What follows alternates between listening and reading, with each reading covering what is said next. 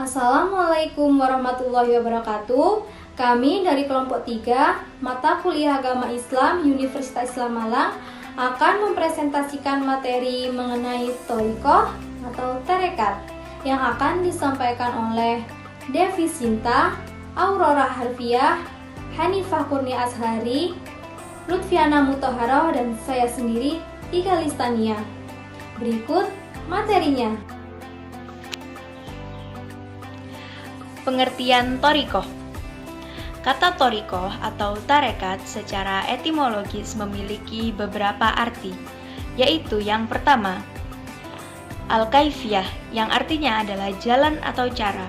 Yang kedua, al-uslub, yaitu metode atau sistem. Yang ketiga, al-madhab, yang artinya madhab, aliran atau haluan. Yang keempat, al-hallah, yaitu keadaan. Yang kelima, an-nakhlal at-tawilah, yaitu pohon kurma yang tinggi. Yang keenam adalah ammud al-mizalah, yang artinya tiang tempat berteduh atau tongkat payung. Yang ketujuh, syarif al-qaum, yaitu yang mulia dan terkemuka dari kaum. Yang nomor 8 adalah al-kahfi asyai, yaitu goresan atau garis pada sesuatu. Kata tarekat dalam kamus Munjid berasal dari bahasa Arab, yaitu at-thariqah, berarti jalan, keadaan, aliran, atau garis pada sesuatu. Maka dari itu, thariqah adalah suatu cara atau jalan yang ditempuh oleh para ahli tasawuf atau kaum mutawassifin untuk mencapai tujuan agar dapat lebih dekat dengan Allah Subhanahu wa Ta'ala. Yang selanjutnya yaitu dalil thariqah. Dalil thariqah terdapat dalam Quran surat Al-Jin ayat 16 yang bunyinya, A'udzu billahi minasyaitonir rajim. Bismillahirrahmanirrahim. Wa allaw istaqamu 'ala thariqati la asqainahum ma'an ghadaqa, yang artinya, dan sekiranya mereka tetap berjalan lurus di atas jalan itu, yaitu agama Islam, niscaya kami akan mencurahkan kepada mereka air yang cukup. Quran surat Al-Jin ayat 16. Kata jalan yang disebut dalam ayat Al-Quran di atas menggunakan diksi at-thariqah atau tarekat. Artinya, umat Islam yang istiqomah menjalankan tarekat, yaitu jalan yang sudah ditentukan dan ditetapkan Allah Subhanahu wa Ta'ala, seperti mengikuti seluruh syariat Islam, taat kepada semua perintah, dan menjauhi semua larangan, maka Allah akan melimpahkan pahala yang besar yang bermanfaat di dunia dan di akhirat. Tujuan thariqah. Thariqah menurut para ahli tasawuf bertujuan untuk mencari keridhaan Allah Subhanahu wa Ta'ala, yaitu dengan melatih jiwa dan berjuang melawan hawa nafsu. Tujuan berthariqah juga untuk membersihkan diri kita dari sifat-sifat tercela seperti berbentuk ujub, takabur, riya, uhud dunia atau cinta dunia. Sehingga dengan melakukan thariqah, seseorang dapat lebih mengenal Allah dan lebih dekat dengan Allah Subhanahu wa Ta'ala.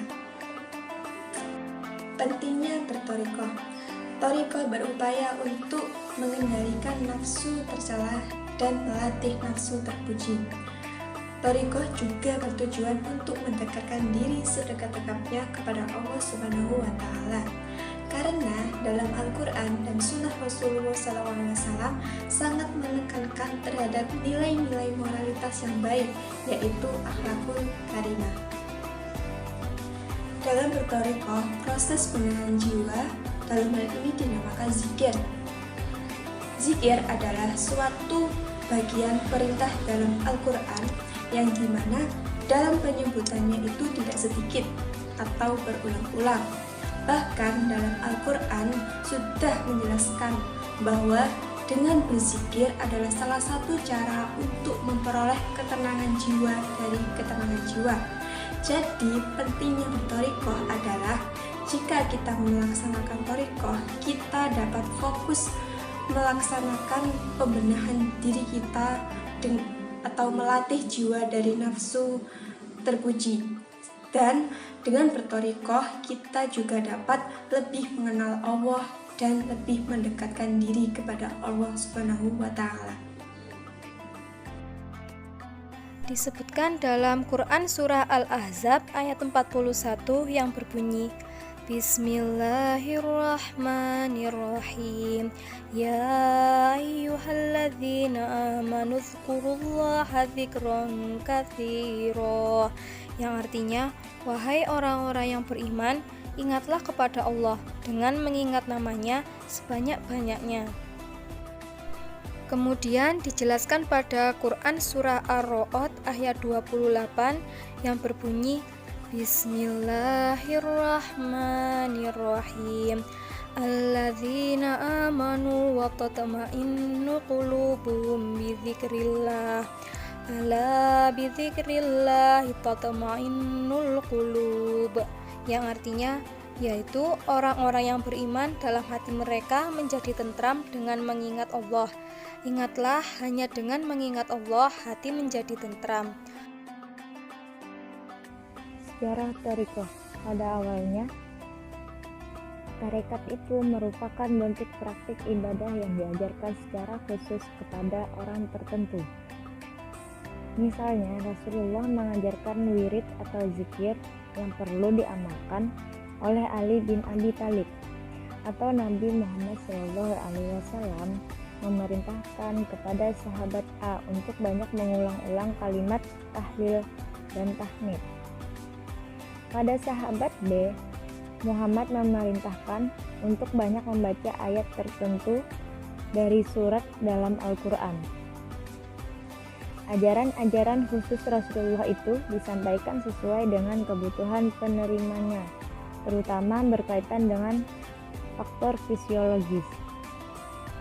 Abad kedua Hijriyah mulai muncul tasawuf. Tasawuf terus berkembang dan meluas dan mulai terkena pengaruh luar. Salah satu pengaruh luar adalah filsafat, baik filsafat Yunani, India maupun Persia.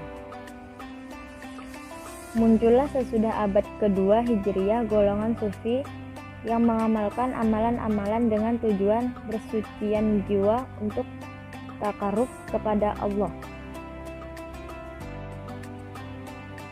Pada abad kelima Hijriyah atau 13 Masehi, barulah muncul tarekat sebagai kelanjutan kegiatan kaum Sufi sebelumnya. Hal ini ditandai dengan setiap silsilah tarekat selalu dihubungkan dengan nama pendiri atau tokoh-tokoh Sufi yang lahir pada abad itu. Setiap tarekat mempunyai syekh, kaifiyah, zikir, dan ucapan ritual masing-masing. Pada perkembangannya, kata tarekat mengalami pergeseran makna. Awalnya tarekat berarti jalan yang ditempuh oleh seorang sufi dalam mendekatkan diri kepada Allah, maka pada tahap selanjutnya istilah tarekat digunakan untuk menunjukkan pada suatu metode psikologi yang dilakukan oleh guru tasawuf atau mursyid kepada muridnya untuk mengenal Tuhan secara mendalam. Dari sinilah terbentuk suatu tarekat dalam pengertian jalan menuju Tuhan di bawah bimbingan seorang guru. Setelah suatu tarekat memiliki anggota yang cukup banyak, maka tarekat tersebut kemudian dilembagakan dan menjadi sebuah organisasi tarekat. Pada tahap ini, tarekat dimaknai sebagai organisasi sejumlah orang yang berusaha mengikuti kehidupan tasawuf. Kedudukan thariqah. Thariqah mempunyai hubungan substansial dan fungsional dengan tasawuf. Ajaran thariqat adalah salah satu pokok ajaran yang ada dalam tasawuf. Tasawuf adalah usaha seseorang untuk mendekatkan diri kepada Tuhan sedekat mungkin. dengan melalui pensucian diri dan memperbanyak ibadah di bawah bimbingan guru atau syekh. Sedangkan ajaran-ajaran tasawuf yang merupakan jalan yang harus ditempuh untuk mendekatkan diri kepada Tuhan itulah yang dimaksud dengan torekot atau torikoh. Dengan kata lain, dapat dirumuskan bahwa tasawuf adalah seperangkat ilmu mendekatkan diri kepada Allah.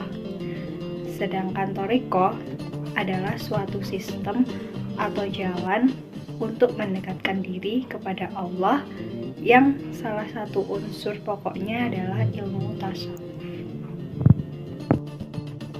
Thariqah Mutabaroh dilihat dari ajaran ortodok Islam, ada dua thariqat yang dipandang sah dan ada pula yang tidak sah. Suatu thariqat dikatakan sah atau mutabaroh jika amalan dalam thariqat itu dapat dipertanggungjawabkan secara syariat.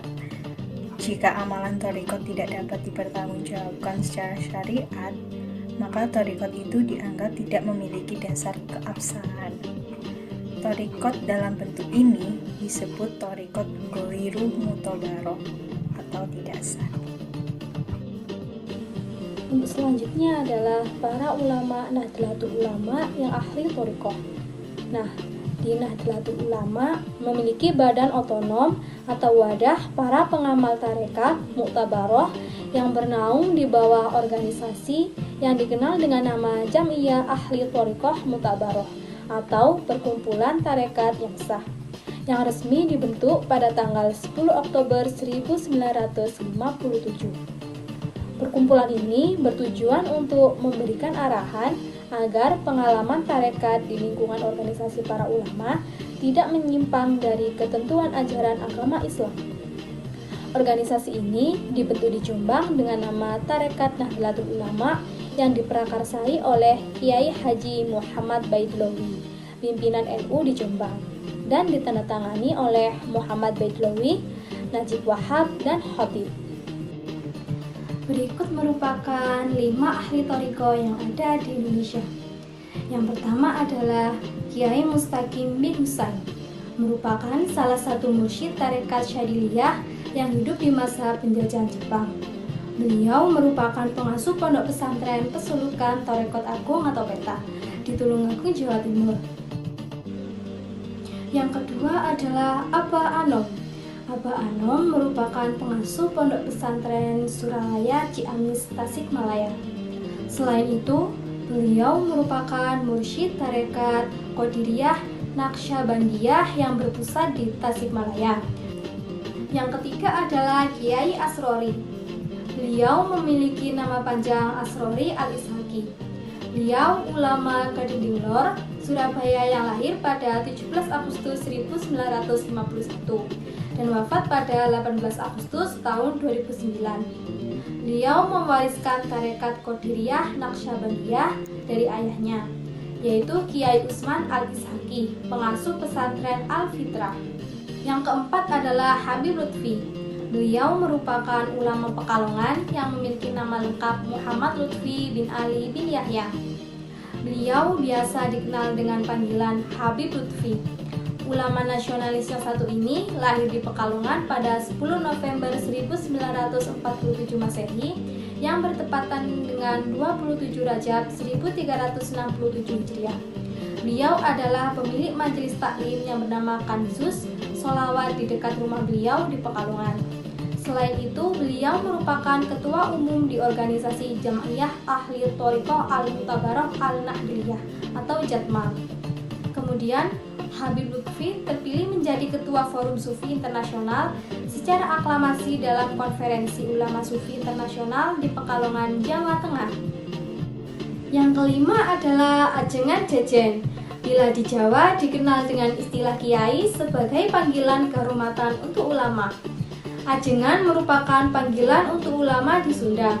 Ajengan Jejen yang memiliki nama lengkap Jejen Zainal Abidin Bazul Asyihab ini lahir pada 17 Februari 1955.